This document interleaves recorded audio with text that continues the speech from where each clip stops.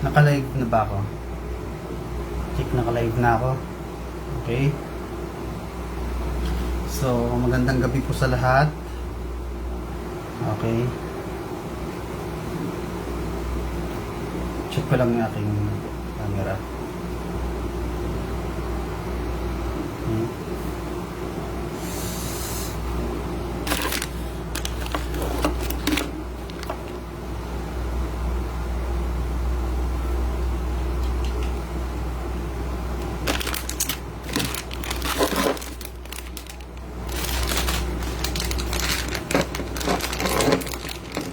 Yan po.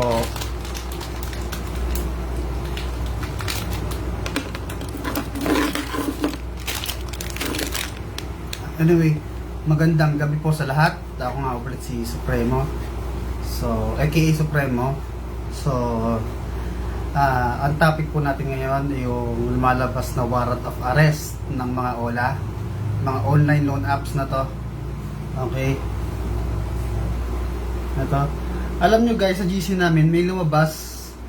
Meron akong naka-receive ng pananakot ng mga online agent na to. Yung warrant of arrest. Okay. Okay. Siguro naman, gigisingin ko kayo sa katotohanan kung ano ba yung warrant of arrest na yan. Anyway, tanong bakit ba ang warrant of arrest ay manggagaling sa mga online loan apps? Huwag kayong maniniwala doon. Saan kayo makakakita na ang warrant of arrest ay ini-issue ng mga online loan apps? At magtaka ka bakit text at chat at email? Huwag kayong maniniwala. Kapag nakatanggap na kayo ng ganoong pananakot, mga kalokohan, huwag nyo nang bayaran. Proof nyo na yan na nananakot lang sila.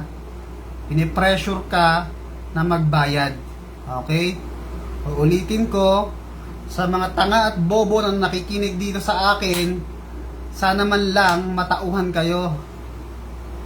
Uulitin ko, sana matauhan kayo. Ano siya sabi nilang warrant of arrest? Kalokohan. Okay? Manggagaling lang yan sa mga police, sa mga NBI. Okay? Papel, papakita sa'yo, papel. Hindi text, hindi sa email. Okay? Sana malinaw sa inyo yon. Hindi totoo ang warrant of arrest. At yung sabi nilang demanda, ulitin ko yung dedemanda ka, hanggang maniwala na madedemanda ka dahil sa 2K, sasabihin sa estafa. Alam ba nila ano ba ang element ng estafa? Bago ma-proof sa korte, katakot-takot na hearing at mapapatunayan sa korte kung estafa ba yan ginawa mo o hindi. Diba? Huwag kayong maniniwala. Yung sinasabi nila na nagpasa sila ng mga ebidensya sa police, sa korte, na proof na yon is estafa. Proof na yon para demanda ka. No, hindi ganun ang due process natin. Ulitin ko sa'yo, hindi ganun ang due process sa Pilipinas. Hindi basta kapag kadadamputin ka na lang. Teka, sandali lang. Meron tayong due process. Ulitin ko guys, sa mga hindi nakakaalam, meron tayong due process dito sa Pilipinas. Kahit sa panig ka ng mundo, meron due process. Na hindi ka agad basta-basta huhulihin, didemanda na walang hearing. Walang statement coming from you. Kaya walang report. Ganun yun. Ulitin ko, hindi ka basta-basta dadamputin dahil una sa lahat, hindi ka naman kriminal. Hindi ka kriminal.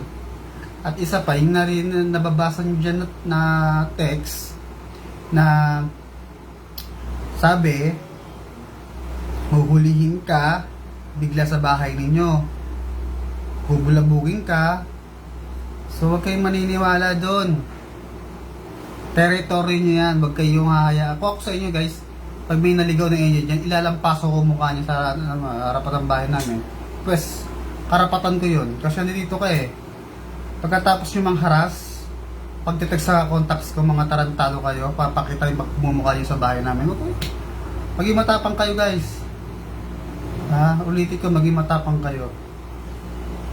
Karapatan nyo, mag-ano siya dyan, ihambalos nyo mukha niya. Ganun lang yon. Kasi una guys, nilabag nila, may criminal liability sila eh. Hindi nyo ba alam yon?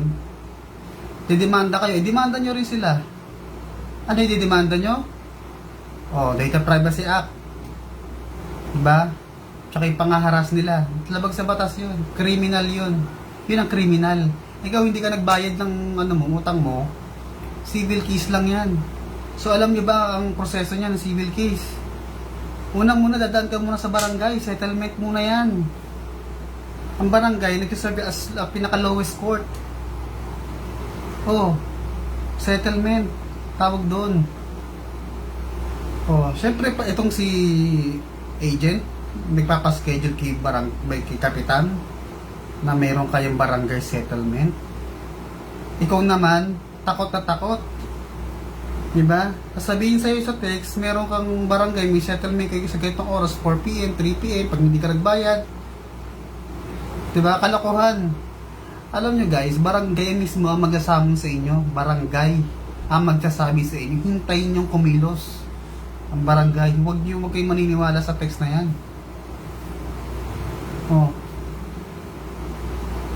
Malalaman mo yan kapag ang barangay nyo, mga kapitan nyo o sino bang tanong dyan na kakatok sa pinto nyo, sasabihin, oh, meron kang schedule sa akin, meron tumawag na ano. Oh. Diba? Doon ka lang maalarma. Totoo yun. Pero pag yung nanggagaling sa ola, huwag yung maniniwala. Yan ang tatandaan nyo guys ha. Yan ang tatandaan nyo. Tandaan nyo ang bawat pinibigkas kong salita sa inyo. Ha? Tandaan nyo yan. Huwag nyong alisin sa utak ninyo yung sinasabi ko sa inyo. Lahat yan totoo. Guys, kung ako, dapat kulong na ako eh. No. Kung ako, kulong na ako. Totoo lang. Wala akong naranasan yung haras nila. Oo, nangaharas sila. Pero, black ko lang yung mga ano. Wala akong pakialam. Nananahimik lang yan. Hindi ako nagpa-apekto. Totoo lang, hindi ako nagpa-apekto. Kayo ang kawawa, sa totoo lang, kayo ang kawawa kasi nagpapa-apekto kayo eh. Kaya dito ako guys, para gisingin ko kayo ano ang totoo. Ha? Malaman nyo kung ano yung totoo. Kayo kasi kulang kayo sa kaalaman eh. Matatakot kayo bigla, nag-hysterical kayo. Oh. Dito to yung mga text. Ang dapat katakutan dyan, syempre sa inyo, sa side ninyo, side natin is yung ano nila, text blast, call blast. Yan ang katakutan. Nakakatakot naman talaga kasi nakakahiya. Ganito guys, sa mga nagtatanong sa akin, sir, ulitin ko guys, ulitin ko mga nagtatanong sa akin, paano kami makakaiwas sa mga text blast nila? Uulitin ko sa inyo, ganito na lang yan. Nakuha na nila yung mga number mo. Upon your loan, nag-accept ka sa loan mo, natanggap na nila yung ano mo, o natanggap mo na yung pera, o na-approve ka na sa loan mo. Ibig sabihin, pag na-approve ka na, na-check na nila yung data mo, yung contacts mo, nasilip na nila yan. Diyan nyo, pag mag-due date ka na sa bayarin, iisa-isay nilang i-text plus yan. Iisa-isay nila yan. So ganito guys ang technique, ha? Ganito. Ulitin ko sa nagtatanong paano gagawin namin sa mga text blast na yan? Nag-text blast sa mga contacts ko. Ulitin ko ang gagawin nyo ay mag-text blast agad kayo sa mga contacts ninyo. Okay? Unahan nyo na sila. Sabihin nyo sa mga contacts nyo, good evening, good morning po sa inyong lahat. Yung aking account po ay na-hack. Nakuha po lahat ang mga information ko. Ginamit po nila sa mga illegal na transactions, sa mga loans. Pero wala po akong kasalanan. Hindi ko po yun alam. Ngayon nakuha nila yung contacts ko, ginamit yung accounts ko, yung names ko, yung numbers ko, lahat. Kinuha yung email ko, yung mga contacts ko sa phone. In-access po nila, nakuha nila. at pinagte-text plus lahat kung ano nasa contacts ko. Ganon, ipaliwanag nyo. Yun lang ang tanging paraan nyo para maliligtas kayo sa kahihiyan. Ulitin ko kayo muna mag-text blast. Unahan nyo na para maano kayo doon. Tawag dito, maliligtas kayo sa kahihiyan. Unahan nyo na. Hindi lahat ng contacts mo patola. Okay? Hindi papatulan ng contacts mo yan lahat. May ilan lang dyan siguro 100 yung contacts mo, tapos 5 dyan papatulan nila. O, papatulan ng 5 contacts mo, ganyan, sabi sa'yo. Di ba? O, ngayon, syempre, kung uunahan mo na sila ahead of time, yung mga online loan apps na yan, at least nailigtas ka sa kahihiyan. Siyempre, una babasahin nila ngayon, oo, nahack yung ano ko, pag may naka-receive ako ng text, iba-block na lang. O, yun, sabihin niyo pag naka-receive po kayo ng text, ng call, ng mga sabihin niyo nahack ang account ko, paki-block na lang ako. Ni-report ko na po yan sa NBI, meron na po akong investigation dyan. Huwag niyo na pong i-replyan. Kasi pag ni-replyan niyo, baka kayo isunod ng biktima niyan. Huwag niyo pong pansinin. Ako na po bahala, sabihin niyo, ako na po bahala dyan. So, paki-block. Explain mo niyo maigi. O, yung iba kasi, alam niyo guys, nakakatakot na yung mga banta nila. Halos life-threatening na talaga yung ano niya. Patay na talaga eh.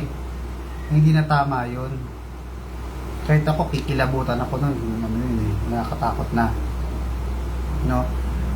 Kung papatulan mo naman, baka lalo mo lang sila pinapurbo. I-block mo lang yan. Mawawala yan. Maniwala kayo sa akin. Kapag hindi nyo nire-replyan yung contacts na yan, titigil yan, tatahimik yan. Maniwala kayo. Pag hindi nyo nire-replyan. Alam nyo guys, ganito, ulitin ko may nagsabi bakit daw, ang tanong, bakit walang pangalan yung mga online loan apps? Bakit hindi siya di nila sinasabi kung anong loan sila? Alam nyo guys, pinag-aaralan ko yung mindset ng mga bobong agent na to. Hindi ako tanga guys, sabi ko sa inyo, lalo na sa GC ko. Alam nyo utak meron ako. Tinuturuan ko kayo anong dapat nyo gawin, lalo na sa mga member ko dito sa GC. Sa group chat natin, tinuturuan ko kayo anong dapat nyo gawin. Para hindi kayo isahan ng mga yan. Para hindi kayo lokohin, tinuturuan ko kayo. Naiintindihan nyo? Kasi yan lang ang may tutulong ko sa inyo. Wala eh. Kawawa kayo guys. Kawawa, maraming mabibiktima. Kung totoo lang. Maraming mabibiktima. Yung mga paranakot nila.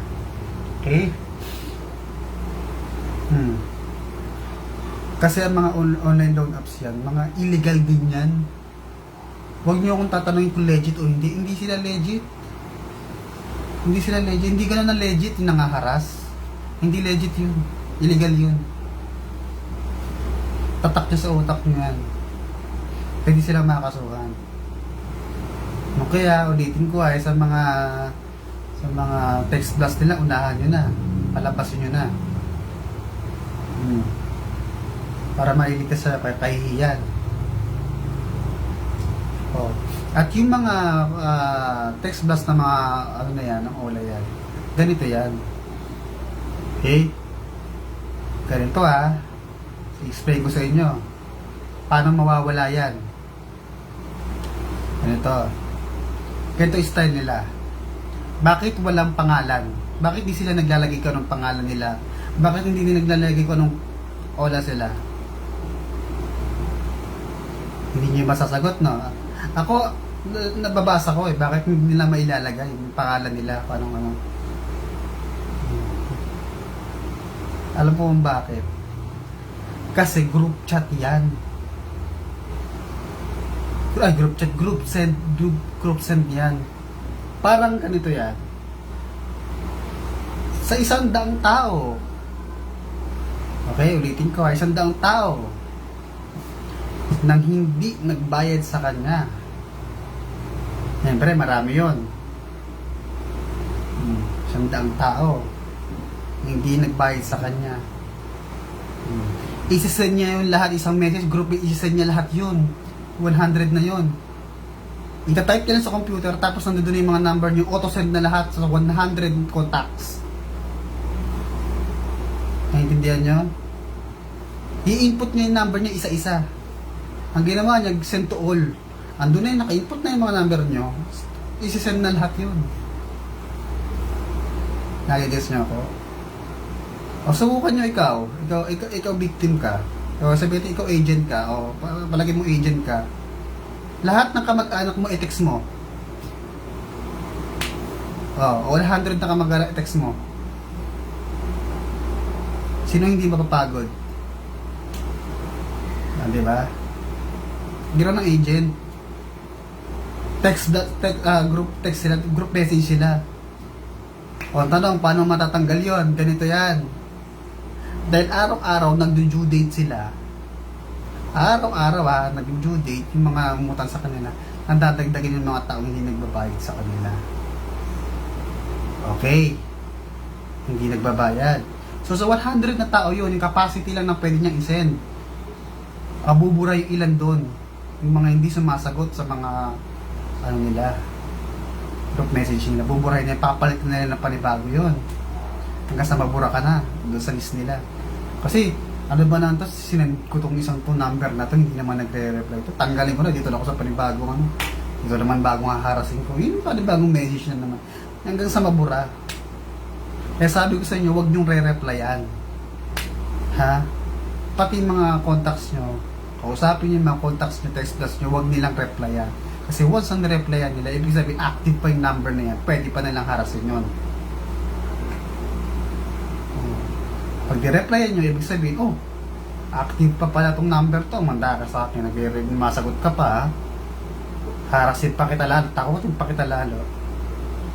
Okay? Naiintindihan nyo ako? Kaya sabi ko sa sagot dyan, dead ma lang eh. Block mo lang. Unahan nyo na sa text plus. Okay, alam nyo na ha. Pangalawa, sunod. Facebook, Messenger. Okay, Messenger. Facebook. Yun ang titirahin nila sa'yo. Okay, ganito gagawin mo. Ulitin ko ha. Private your Facebook. Paano? Punta ka sa settings. I-hide mo yung friend list mo. Na ikaw lang ang makakakita. Magpalit ka ng pangalan. Magpalit ka ng profile picture. Magpalit ka ng URL. At search off mo ang iyong FB. So, search off engine. Nasa settings yun. Pag in-off mo yun, naka-off yun, ibig sabihin, hindi nila masasearch. Kahit i-type pa yung pangalan mo, hindi masasearch. Nagpalit ka na nga ng pangalan, hindi pa nila masearch. Diba? Naiintindihan nyo na kung paano. Ganun lang kasimple. No need to deactivate your Facebook. No need to deactivate. Basta nakaano lang yan. Tapos, tawag dito, yung profile nyo, iba kasi nagsasabi naka-private na daw eh. Hindi, ako hindi tayo friends, pero nakikita ko yung mga wall post mo. Yung mga history ng post mo sa wall mo, nakikita ko. Naka-private nga, pero yung dati naman, yung mga post mo, nakitang-kita ko kasi naka-public. O sir, tanong sa akin, paano ba i-hide yun? Naka-private na nga. Okay. Sa settings nyo, makikita nyo yung limit past post. May makikita kayo doon, limit past post. Sa settings nyo ng Facebook ha. Makikita ko rin. Huwag nyo kalilimutan yun. Mabubura yun sa view nila. Hindi, hanggang sa makita na nila sa FB mo, wala na, picture na lang. At saka tignan mo rin sa FB mo kung may nakalagay ng follow. Dari may 3,000 follower ka, tanggalin mo yun kasi makikita. At mga reactor sa'yo. Sabi reactor, yung mga dati mong post, yung mga like, mga likes doon, mga react nila sa mga post mo. Diba? Kaya paki-hide nyo din yun. Pakitago.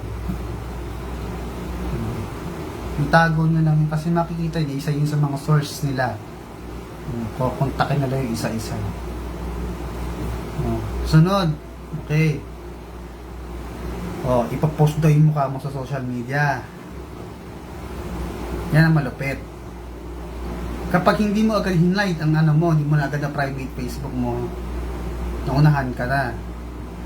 Gagawin nila, ipapost daw yung mukha mo. Swerte mo kapag na-private mo na FB mo. Pag na-private mo na yung FB mo, safe ka na. Pag wala na silang makita dyan ng isang tao, safe ka na. Bakit? Ba't ko ba nasabing safe? Okay, ako agent. Nakita ko profile mo. Wala akong makitang tao. Wala akong makitang reactor. Ipapost ko yung mukha mo. Diba? Paano ko ipapost? Ipapost ko yung public. Tanong, sino makakakita ng post ko? Ako agent, ipapost ko yung mukha mo. Tanong, makikita nyo ba? Hindi. Kasi hindi naman tayo friend eh. Hindi tayo friend, kaya hindi nyo makikita. Ipapost ko lang yung post sa wala ka public, pero wala makakakita. Kasi hindi tayo friend. Kahit mga friends nyo, hindi niya makikita yan. Diba? Kayo guys, ganito, tinuturuan ko kasi kayo kung paano nyo i-handle yan. Lahat may paraan. May paraan dyan. Ako nakaligtas na ako dyan eh. Kayo, dinadahilan nyo, may isang ula ako, hindi ko nabayaran, yan na ako. Isang ula lang pala sa'yo. Hysterical ka na. Ano pa ako? 2000 ano pa yun? 2018 pa, 18, 19. Diba? Ano pa? 2018, 2019. Ilang taon na.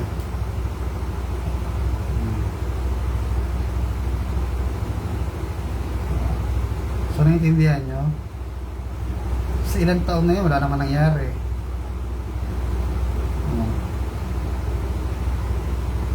Sa ilang taon na yun, wala naman nangyari. Yung demanda. Hindi yun totoo. Kaya kayo relax kayo guys ha. Uulitin ko ha. Huminahon kayo. Pag napanood nyo tong guys, sinabi ko sa inyo, pag pinanood nyo tong video ko, pag sinabi ko huwag kayo magbayad, huwag kayo magbayad. Stop ka. Kung sino ka man, manood ka ng video ko, wag kang magbabayad. Kahit partial, wag kang magbayad. Sundin mo ko, maniwala ka sa akin. Maniwala kayo sa akin. Kapag binayaran yung 5 yan, may 5 doling sasabi sa inyo. Andyan pa din yan. Parang halaman lang yan, parang masamang damo yan. Habang dinidiligan nyo, buhay yan. Huwag niyong diligan, huwag niyong bayaran. Intindihan nyo? Huwag niyong bayaran. Ayan siya malugi. Guys, kasi yung pagre-report nyo pa sa NPC, may report nyo dyan, sa SEC, SEC, ang tagal ng proseso nila. Masyadong matrabaho. Alam nyo, masyadong matrabaho yung proseso nila doon. Tagal. Pasa ka naman, punta ka doon, pamasahin mo, pagod mo, babalik ka ganito. Papanotaryo mo pa, magagastos ka pa. Diba? Nakakapagod. Ako, di ko na lang papatulan yan. Block ko lang yan. Sa mga hindi kaya, ganito guys. Sa mga hindi kaya sa mga patola, okay, na contacts nyo kung hindi nyo kaya. So, kailangan nyo ng tulong, okay. I am to the rescue. Ako na lang huling alas ninyo. Ako na magiging huling alas ninyo para sa kanila. Ibigay nyo sa akin ang lahat ng list ng mga contacts nyo, mga dinaanan nila na ng text blast at pinatulan ng mga contacts nyo. Ako tatawag sa kanila. Ibigay nyo sa akin ng mga contacts, ako tatawag. Akong bahala. Effective, ginawa ko na yan. Basta marami na akong ginawa ko na yan. Ililigtas ko sa kahihiyan ninyo. i-reverse ko mga sinabi ng mga ano yan, mga hayop na loan apps na yan. Okay? Wala eh, hanggang kailan, ito lang ang magagawa ko.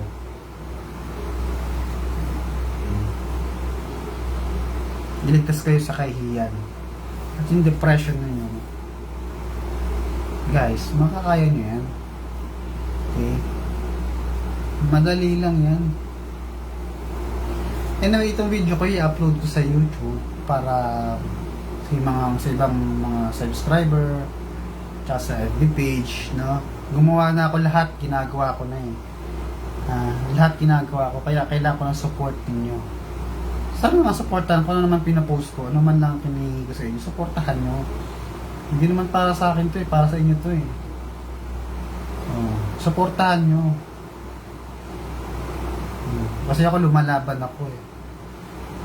Ayoko may mga mandarambong dyan. Yung una na yan, mga loan apps na yan, mandarambong yan. Kasi laki ng kinita nila. Sa ganun-ganun lang. Kaya sa totoo lang. Ang laki.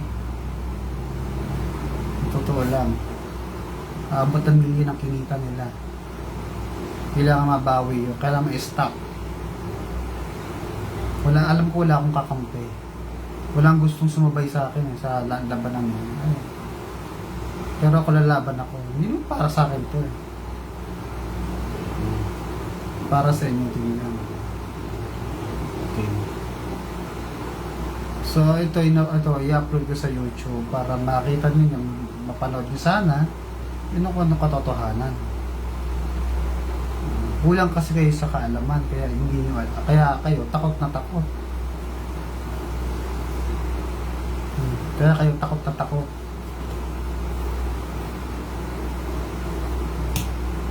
Okay? Ano pa dapat ikatakot nyo? Ako nga, di natatakot dyan. Tatawa pa ako. Wala, natatawa pa ako. Pag sanay na kayo guys, matatawa na lang kayo. Iba ang may alam. Kaya yung alam ko, sinishare ko sa inyo.